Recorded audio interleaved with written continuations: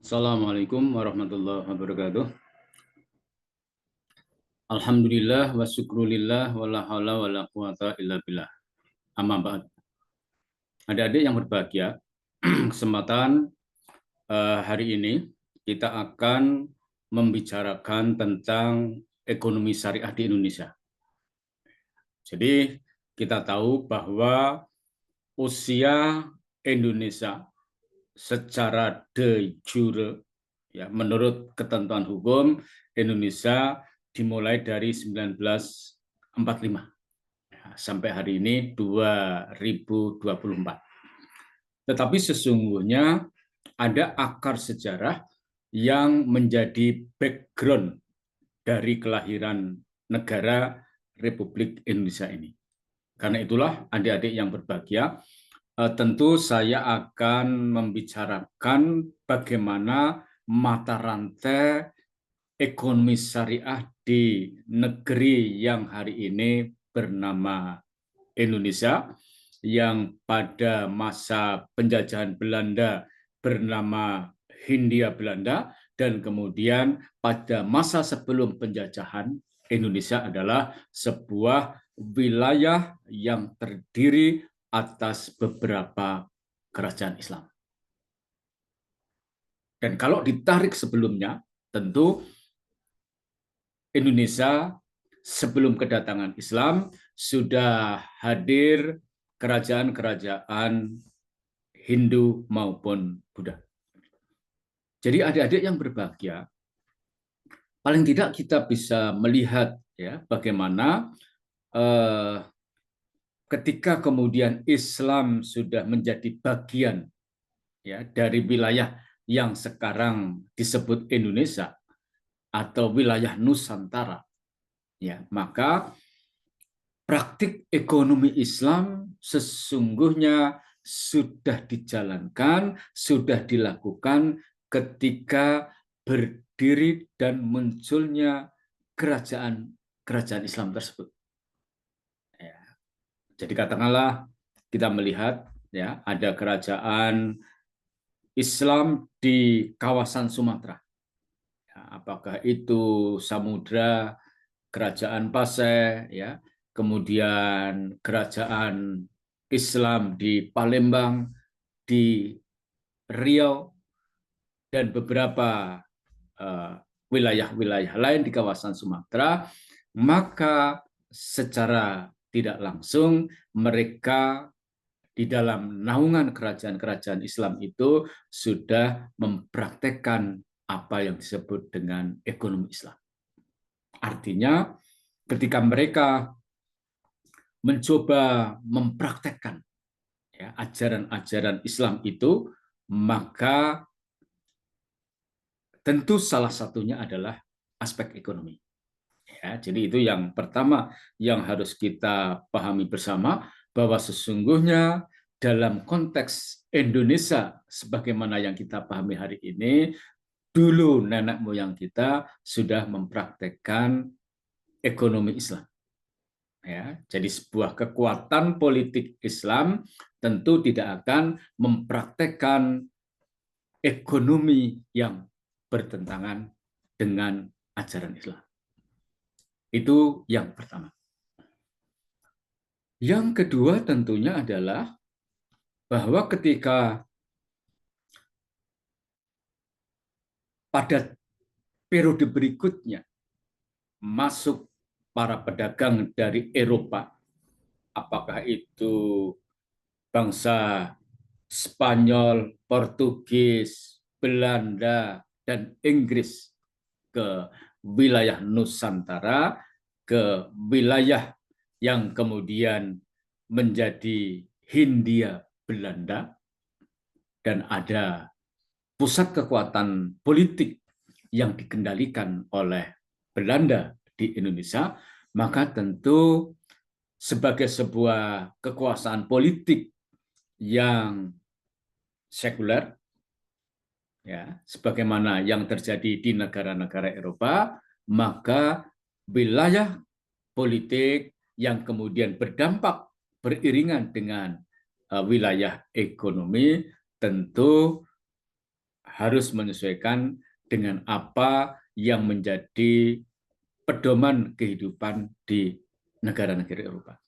Maka kemudian adik-adik yang berbahagia, kita bisa melihat ya bagaimana kemudian praktik ekonomi yang ditunjang oleh politik kemudian menjadi praktek ekonomi yang tidak lagi mengikuti cara-cara yang sudah dilakukan oleh kerajaan-kerajaan Islam sebelum kerajaan-kerajaan Islam itu dikuasai ataupun kemudian dilemahkan oleh kekuasaan politik Belanda.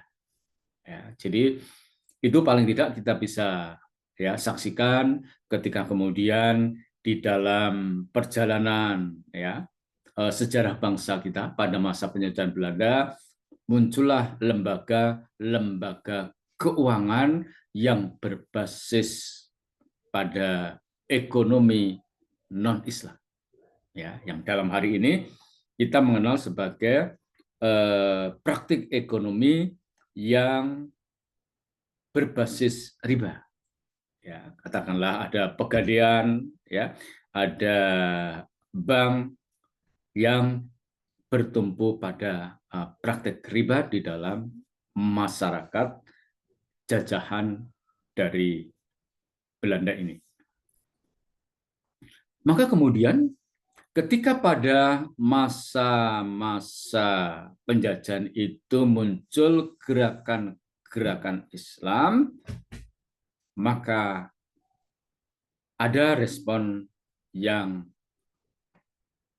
dilakukan ya, oleh para ulama-ulama Islam. Ya. Di antaranya kita melihat bagaimana Muhammadiyah punya seorang tokoh yang bernama Kiai Haji Mas Mansur, ya, yang menjadi ketua Muhammadiyah pada masa penjajahan Belanda, yang kemudian beliau mengatakan bahwa bunga bank itu adalah haram, ya. Tetapi karena ada kebutuhan yang tidak bisa dielakkan ya oleh kaum muslimin, maka bank ataupun lembaga keuangan yang berbasis bunga itu menjadi dibolehkan.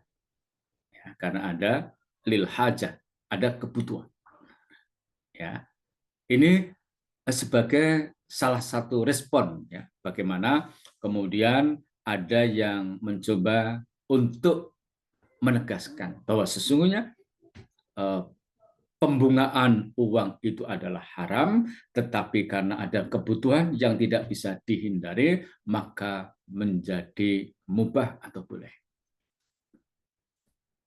Tetapi kemudian ada juga pemikir-pemikir ya Muslim ya seperti Bung Hatta, kemudian Kasman Singodimedjo, ya, kemudian ada Safruddin Prawira Negara yang mencoba memilah bahwa sesungguhnya bunga itu ada yang bunga produktif dan ada bunga yang konsumtif. Ya, artinya kalau itu konsumtif tidak boleh, tetapi kalau itu produktif tentu silakan. Ya, itu satu sisi. Tetapi ada juga mereka yang kemudian membedakan antara bunga yang memberatkan dan bunga yang tidak memberatkan. Ya. Katakanlah kalau hari ini kita mengenal ada di Jogja dikenal dengan istilah bank plesit, ya, maka pembungaan itu menjadi sangat-sangat besar, ya, dan kemudian itu menguras ekonomi nasabah atau yang pinjam. Ya.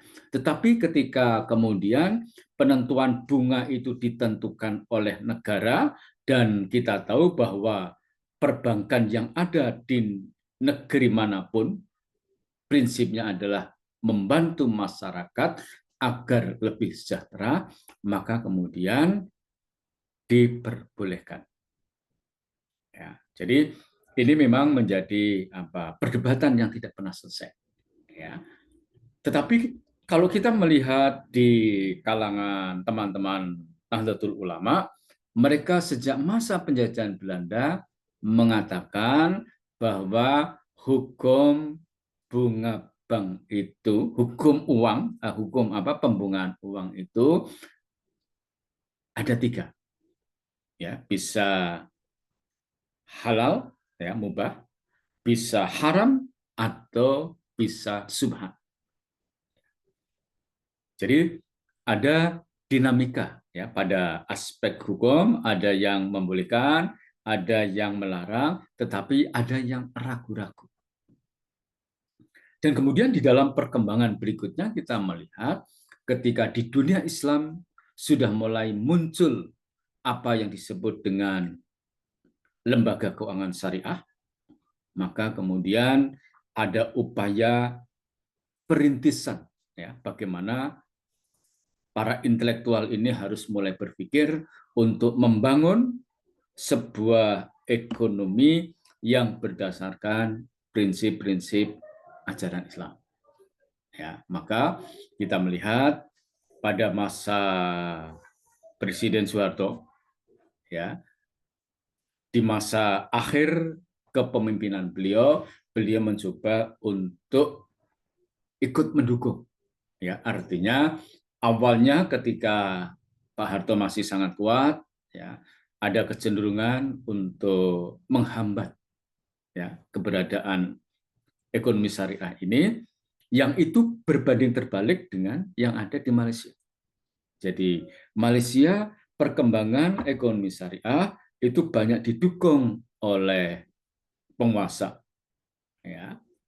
Jadi sifatnya adalah top down, ya, pemerintah berinisiatif untuk menumbuhkan lembaga keuangan syariah dan kemudian dipraktekkan oleh warga, oleh masyarakat yang ada di Malaysia.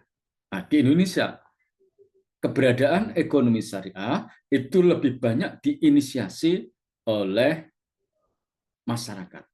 Ya, paling tidak dimulai oleh para cendekiawan Muslim, ya, yang kemudian itu bergayung sambut, ya, bergayung sambut, ya, ketika Pak Harto sudah mulai melemah dan kemudian Pak Habibie punya peran yang cukup signifikan bagi konstelasi politik kaum muslimin, maka kemudian kita melihat ada peran-peran yang dimainkan oleh Pak Habibie dan para cendekiawan pada masa itu yang kemudian pada akhirnya bisa menumbuh kembangkan ekonomi syariah di negeri kita.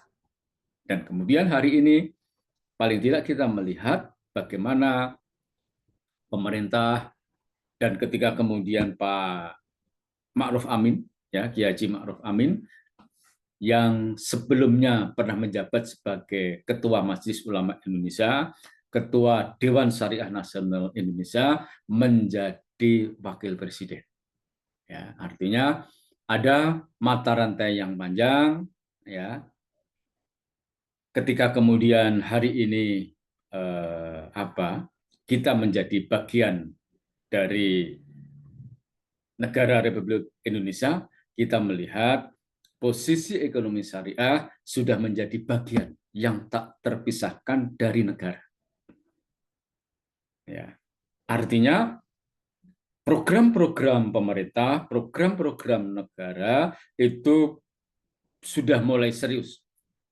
Terlepas dari di sana sini ada beberapa kelemahan, tetapi real, ya, dalam program negara, maka ekonomi syariah menjadi bagian yang tak terpisahkan dan mungkin adik-adik yang paling bisa dikenal adalah ketika ada upaya menumbuhkan produk-produk halal.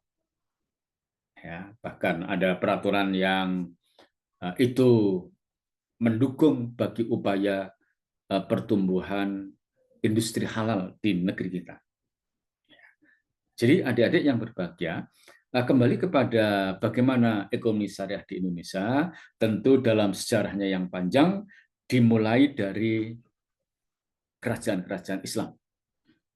Ya, dari yang ada di Sumatera, dari ada yang di Jawa, di Kalimantan, Sulawesi, dan Maluku, bahkan kemudian di Papua, juga ada kerajaan-kerajaan Islam meskipun kecil, tetapi sesungguhnya mereka melaksanakan atau mencoba mempraktekkan ya nilai-nilai Islam tentang ekonomi di dalam kehidupan masyarakat. Ya, tetapi kemudian datang penjajahan Belanda, ya, maka nilai-nilai ekonomi itu menjadi hilang secara pelan, meskipun tentu tidak semuanya.